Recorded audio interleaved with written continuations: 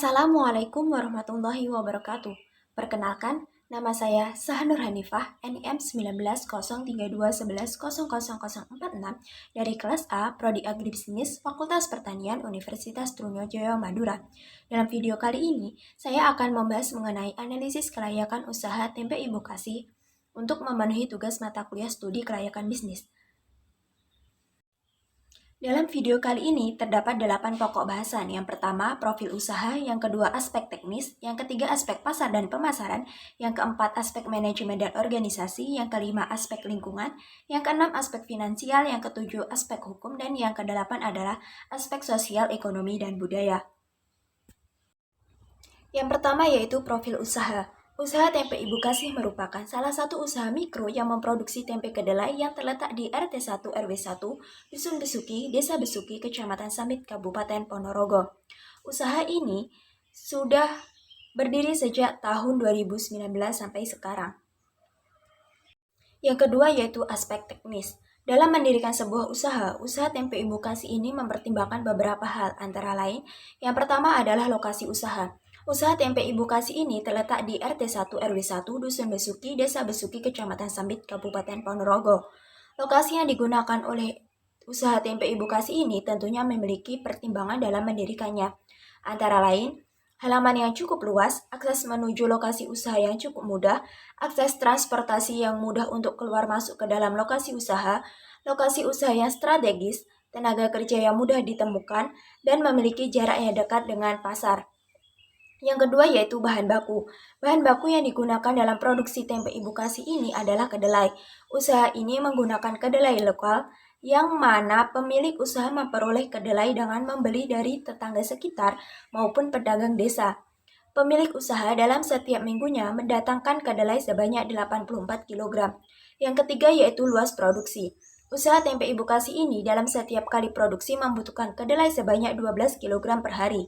Dari hasil proses produksi tersebut akan mendapatkan hasil sebanyak 480 bungkus tempe per hari yang dibungkus dengan menggunakan daun dengan ukuran sedang. Yang keempat adalah proses produksi. Pada usaha tempe Ibu Kasih ini, produksi dilakukan setiap hari dengan melakukan beberapa tahapan untuk memproduksi tempe. Yang kelima adalah layout usaha. Pada usaha tempe Ibu Kasih ini memiliki luas bangunan sebesar 6 x 12 meter dan halaman yang cukup luas. Tata letak layout yang digunakan cukup baik. Penempatan mesin dan fasilitas-fasilitas lainnya sudah tepat dan teratur sehingga dapat mengefisienkan waktu. Jenis tata letak yang digunakan yaitu tata letak proses atau biasa disebut dengan proses layout. Yang keenam adalah pemilihan jenis teknologi dan peralatan. Dalam usaha tempe Ibu Kasih ini, peralatan yang digunakan masih sederhana atau tradisional. Peralatan yang digunakan masih dalam keadaan baru semua. Sedangkan untuk teknologi yang digunakan pada usaha tempe Ibu Kasih ini, teknologi penggilingan yang digunakan untuk menggiling kedelai. Pokok bahasan yang ketiga adalah aspek pasar dan pemasaran. Yang pertama, permintaan pasar. Usaha tempe Ibu Kasih ini setiap tahunnya mengalami peningkatan permintaan. Saat awal berdiri, dalam satu kali produksi hanya memproduksi sebanyak 5 kg kedelai dan tidak melakukan produksi setiap hari. Akan tetapi, pada saat ini permintaan dari pasar terus mengalami peningkatan sehingga mampu memproduksi sebanyak 12 kg kedelai dalam sehari dan melakukan produksi setiap hari. Yang kedua adalah pesaing. Pada usaha tempe Ibu Kasih ini, produk tempe buatannya yang berbungkus daun memiliki pesaing tempe dengan kemasan plastik maupun tempe dengan kemasan daun yang diproduksi dari satu wilayah kabupaten yang sama. Yang ketiga adalah produk. Produk yang diproduksi oleh usaha tempe Ibu Kasih ini yaitu tempe kedelai tebal dengan dibungkus menggunakan daun. Yang keempat adalah harga. Tempe yang dihasilkan oleh usaha tempe Ibu Kasih ini memiliki harga jual yaitu Rp400 per buahnya. Yang kelima, promosi. Usaha tempe Ibu Kasih ini hanya melakukan promosi melalui WhatsApp dan dari mulut ke mulut. Yang keenam, distribusi. Tempe Ibu Kasih ini didistribusikan kepada beberapa pihak pemasaran, antara lain, yang pertama, produsen langsung ke konsumen, kedua, produsen dijual ke pedagang pengecer kemudian konsumen, yang ketiga, produsen dijual ke penjual makanan kemudian konsumen.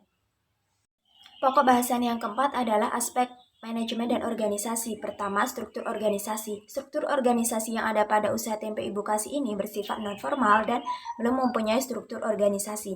Sebagai penanggung jawab dan pengawas kegiatan produksi dilakukan oleh pemilik usaha yaitu ibu kasih sendiri.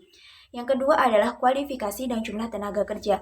Perolehan tenaga kerja ini dilakukan dengan cara perekrutan dan tidak mengharuskan tenaga kerja memiliki keahlian tertentu.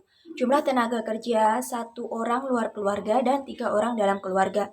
Yang ketiga, sistem pengarahan dan pelatihan. Tenaga kerja dalam usaha tempe ibu kasih ini melakukan tugasnya sesuai pembagian tugas yang telah ditentukan pemilik usaha. Pelatihan kerja dilakukan pada awal kerja seperti dalam penggunaan teknologi penggilingan kedelai. Pokok bahasan yang kelima adalah aspek lingkungan. Dalam usaha tempe ibu kasih ini terdapat 2 jenis limbah, yaitu limbah padat dan limbah cair. Limbah padat sendiri berupa kulit kedelai yang terkelupas saat proses penggilingan. Limbah padat ini pada usaha tempe ibu kasih digunakan untuk pakan ternak yaitu sapi peliharaan sendiri. Sedangkan limbah cair berupa air bekas rendaman dan cucian kedelai yang dibuang ke pembuangan yang telah dibuat. Pokok bahasan yang keenam adalah aspek finansial.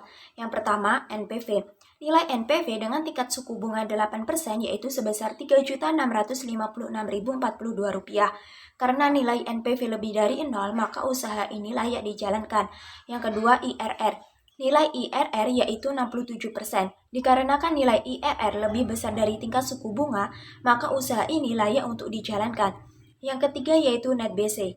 Nilai net BC diperoleh sebesar 2,70. Dikarenakan nilai net BC lebih dari 1, maka usaha tempe ibu kasih ini layak untuk dijalankan. Yang ketujuh adalah aspek hukum. Pada usaha tempe ibu kasih ini mempunyai bentuk badan hukum dengan jenis perseorangan. Akan tetapi, usaha tempe ibu kasih ini belum memiliki NPWP atau nomor pokok wajib pajak dan NIB nomor induk berusaha karena masih dalam tahap proses pendaftaran. Di lain sisi, tanah yang digunakan pada lokasi usaha ini merupakan tanah milik sendiri. Yang kedelapan adalah aspek sosial, ekonomi, dan budaya. Yang pertama adalah aspek sosial. Dengan adanya usaha tempe ibu kasih ini memberikan pengaruh yang cukup besar, antara lain dengan sudah menggunakan teknologi, maka penggunaan tenaga kerja yang dibutuhkan hanya sedikit. Dengan adanya penyerapan tenaga kerja ini dari masyarakat sekitar lokasi usaha, dapat memberikan pengaruh terhadap hubungan kepada masyarakat menjadi lebih kompleks, selaras, saling menguntungkan, dan lainnya.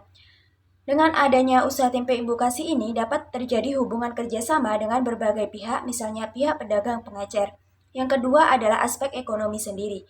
Dengan adanya usaha ini dapat memberikan pengaruh yang cukup besar dengan dapat membuka lapangan kerja baru bagi masyarakat yang belum memiliki pekerjaan. Sehingga dengan adanya hal tersebut dapat meningkatkan pendapatan bagi masyarakat maupun pemilik usaha sendiri. Yang ketiga adalah aspek budaya. Dengan adanya usaha ini tidak begitu memberikan pengaruh terhadap budaya yang berlaku di daerah sekitar lokasi usaha.